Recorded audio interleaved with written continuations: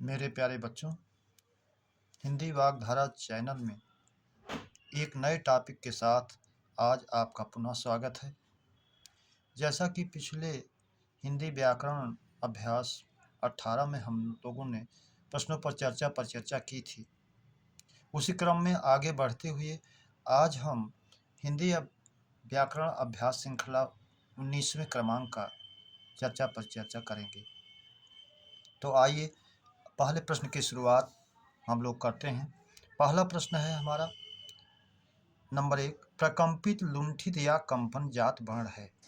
विकल्प ए ला, बी हा, सी वा, डी रा। जैसा कि हम जानते हैं ला पार्श्विक व्यंजन है, बी हा स्वरयंत्रमुखी या काकल्य वर्ण है, सी वा अर्ध स्वर में काउंट होता है, डी रा ये हमारा प्रकंपित लुंठित या कंपन जात वर्ण है, इसलिए विकल्प डी हमारा सही हो जाता है। प्रश्न नंबर 2, किसान द्वारा खेत जोता गया में वाच्य है। जैसा कि हम जानते हैं हमारे 3 वाच्य कर्तृवाच्य, कर्मवाच्य, भाववाच्य, डी कोई नहीं दिया है।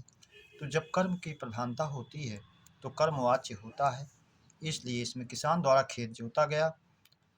पहली बात तो वाचक चिन्ह पहचान में भी द्वारा मिले तो हम उसको कर्मवाच्य में मानते हैं, इसलिए विकल्प भी हमारा सही हो जाता है, कर्मवाच्य।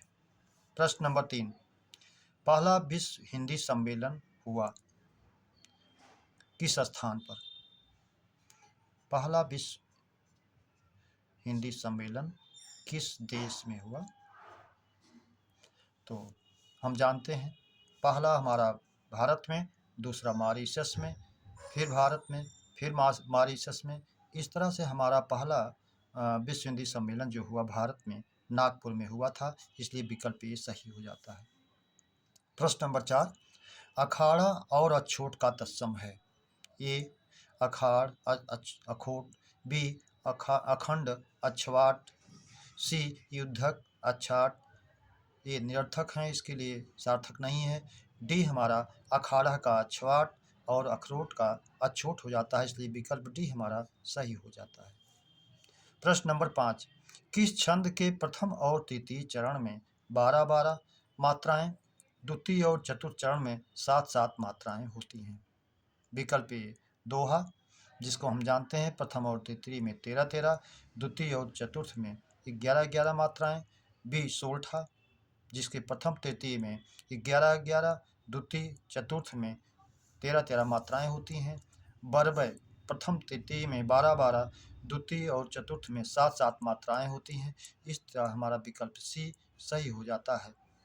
उल्लाला में हमारे प्रथम और तृतीय में 15-15, द्वितीय और चतुर्थ में 13-13 मात्राएं होती हैं, इसलिए डी भी नहीं होगा। प्रश्न नंबर 6, तेरी बरछी ने बर छीने हैं खलन के में अलंकार है। अनुप्रास, बी यमक, सी श्लेष, डी अतिशयोक्ति। जैसा हम जानते हैं जब एक ही शब्द 2 बार आए और दोनों के अर्थ अलग अलग हों, इसमें भी वो यमक अलंकार होता है, उसमें भी अभंग और सभंग श्लेष होता है।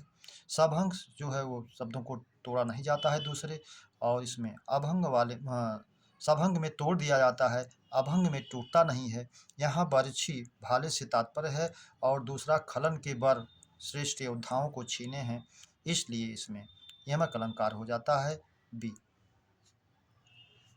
प्रश्न नंबर 7, सिक्का, मोहर, अंगूठी, आकृति ये अनेकार्थी हैं। धातु, बी काष्ठ, सी मुद्रा, डी वस्तु। जैसा हम जानते हैं सी मुद्रा का अनेकार्थी होता है, सिक्का, मोहर, अंगूठी, छापा, चिन्ह, आकृति। तो ये चारों जो दिए गए हैं, यहाँ सी विकल्प हमारा मुद्रा सही हो जाता है।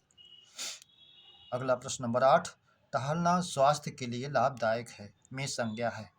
द्रव्यवाचक, बी भाववाचक, सी क्रियार्थक, डी समूहवाचक। जैसा कि हम जानते हैं यदि क्रिया संज्ञा की तरह काम करने लगती है तो क्रियार्थक संज्ञा हो जाती है। यहाँ टहलना क्रिया संज्ञा की तरह काम कर रही है, इसलिए क्रियार्थक संज्ञा में जाएगी, विकल्प सी।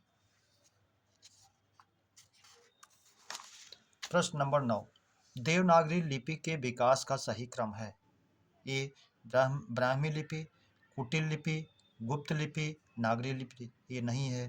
कुटिल लिपि, ब्राह्मी लिपि, गुप्त लिपि, ये भी नहीं है। गुप्त लिपि, ब्राह्मी लिपि, नागरी लिपि, ये भी नहीं है। जैसा कि हम जानते हैं इसके विकास का सही क्रम ब्राह्मी लिपि, फिर गुप्त लिपि, उसके बाद कुटिल लिपि, तब नागरी लिपि, उसके बाद देवनागरी लिपि का विकास हुआ। इस तरह से हमारा विकल्प डी सही हो जाता है। प्रश्न नंबर 10, आकर्षण का विलोम है? ए अनाकर्षण, बी विकर्षण, सी प्रतिकर्षण, डी सभी। जैसा कि हम जानते हैं इसके विलोम सभी तीनों हैं और एक और होता है अपकर्षण। इस तरह से विकल्प डी हमारा सही हो जाता है, सभी। प्रश्न नंबर 11, निम्न में शुद्ध वर्तनी का शब्द है? विकल्प ए संन्यासी, विकल्प बी सन्यासी, विकल्प सी स्वस्तिक, विकल्प डी सभी। तो हम जानते हैं सन्यासी ये अनुस्वार युक्त भी सही माना जाता है, परीक्षा में माना भी गया है, लेकिन इसका भी शुद्धतम रूप भी होता है सन्यासी। सी हमारा स्वस्तिक भी सही है, जिसको हम लोक व्यवहार में अशुद्ध उच्चारण स्वास्तिक करते हैं, लेकिन स्वस्तिक ही शुद्ध होता है वर्तनी की दृष्टि से, इसलिए विकल्प डी हमारा सही हो जाता है, सभी। प्रश्न नंबर 12, शाम हुई और अंधेरा छा गया रचना की दृष्टि से वाक्य है। जैसा कि हम जानते हैं दो स्वतंत्र वाक्य जब किसी कंजक्शन से जुड़ता है तो वो संयुक्त वाक्य में जाता है। विकल्प ए सरल वाक्य, विकल्प बी संयुक्त वाक्य। यहाँ दो वाक्य और से जुड़े हुए हैं, इसलिए विकल्प भी हमारा सही हो जाता है। ना मिश्र वाक्य है, कोई नहीं से कोई मतलब नहीं है, और इसके अन्य वाचक चिन्ह भी होते हैं, और एवं तथा, या अथवा, इसलिए, अतः, फिर भी, तो, नहीं तो, किंतु, परंतु, लेकिन, पर। ये वाचक चिन्ह जहाँ भी जिस वाक्य में रहते हैं वो प्रायः संयुक्त वाक्य के ही वाचक होते हैं। प्रश्न नंबर 13, मुकुंद और उपेंद्र पर्याय है? ए ब्रह्मा, बी विष्णु, सी महेश, डी इंद्र। जैसा हम जानते हैं उपेंद्र और मुकुंद ये दोनों भगवान विष्णु के पर्याय हैं, इसलिए विकल्प भी हमारा सही हो जाता है। प्रश्न नंबर 14, जगत जगत समश्रुत भिन्नार्थक शब्द का अर्थ है? कुआं संसार, बी कूप जग, सी संसार कुआं, डी संसार कुएं के चारों ओर बना चबूतरा।